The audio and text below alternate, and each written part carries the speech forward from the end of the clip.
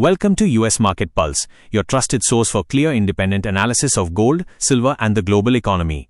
As we step into 2026, the United States and Japan are flashing serious warning signs that most investors are still underestimating. Massive government deficits, aggressive money printing and stock markets sitting near record highs are creating a dangerous imbalance. And when this kind of pressure builds, capital historically moves towards safe haven assets like gold and silver. Imagine trillions of dollars and yen flooding the system while stocks remain disconnected from real economic growth. That is the setup we are dealing with right now. If you hold physical metals, follow mining stocks, or simply want to protect your purchasing power, this moment matters. Before we go deeper, tell me in the comments, do you think gold reaches $5,000 in 2026, or do we see a correction first? The core issue is currency debasement. Both the US and Japan are accelerating deficit spending at historic levels. Japan's annual budget has crossed 120 trillion yen, with the Bank of Japan purchasing bonds and injecting nearly 3 trillion yen into markets every month.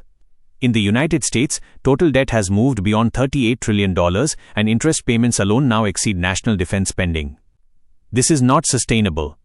When governments fund spending through debt and money creation rather than productivity, the value of currency erodes. Inflation remains above central bank targets even as officials talk about stability. At the same time, stock markets remain priced for perfection. This combination creates risk, not safety. Historically, when confidence in paper assets weakens, gold and silver absorb that pressure. Mainstream financial sources are already acknowledging this shift. Major banks report continued central bank gold buying at near record levels. Global institutions are quietly hedging currency risk. Meanwhile, gold and silver have started to move higher even while equity markets remain optimistic. That divergence is important. It signals early positioning, not panic. Let's explain why this matters structurally. Inflation is not disappearing. Even modest rate cuts weaken currencies when debt levels are this high. A weaker dollar reduces foreign demand for US debt. At the same time, global trade is slowly moving away from dollar dominance, adding pressure to fiat currencies. The result is a stagflationary environment, slow growth combined with persistent inflation. In this environment, gold acts as monetary insurance. Silver plays a dual role. It is both a monetary metal and a critical industrial input. Demand from solar panels, electric vehicles, and data centers is not optional and not price sensitive in the short term.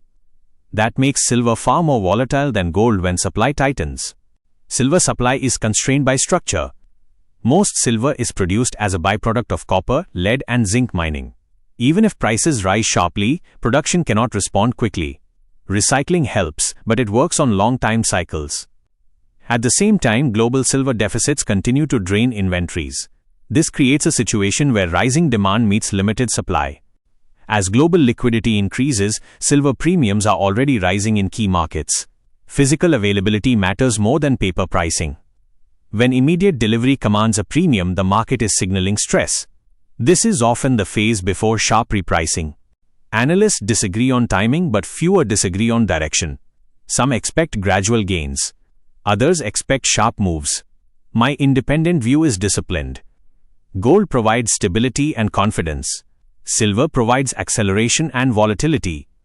Together, they respond to systemic stress better than paper assets. Now let's address equity markets. Since 2010, US stocks have risen over 600%, while real economic growth has been a fraction of that. This disconnect concentrates wealth and increases crash risk.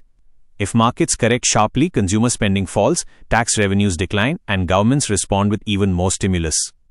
That feedback loop historically benefits precious metals. In such scenarios, the gold-silver ratio compresses as silver outperforms. That ratio is one of the most important indicators to watch. When it falls, it confirms silver strength and validates higher gold prices as well. Engagement check. Are you watching the gold-silver ratio, inflation data, or physical premiums most closely right now? Looking ahead, 3 scenarios matter. In a base case, gold and silver grind higher as pressure builds slowly. In a stress scenario, we see hoarding behavior, rising premiums, and faster price moves. In a full break scenario, governments and large institutions step in directly, allocating supply and bypassing open markets. Each step increases volatility and strengthens the case for tangible assets. Gold remains the anchor. It absorbs fear, preserves value, and stabilizes portfolios. Silver amplifies trends. It reacts faster and harder when supply chains tighten and liquidity floods markets. This is why balanced positioning matters. Overexposure increases risk. Ignoring silver sacrifices upside. From a structural perspective, 2026 is not a normal year. High debt, persistent inflation, geopolitical tension, and industrial demand create an environment where metals are no longer optional hedges. They are strategic assets. As we wrap this up, the key message is simple. The warnings from the US and Japan are not noise. They are early signals. Currency debasement, overvalued markets, and rising industrial demand are converging.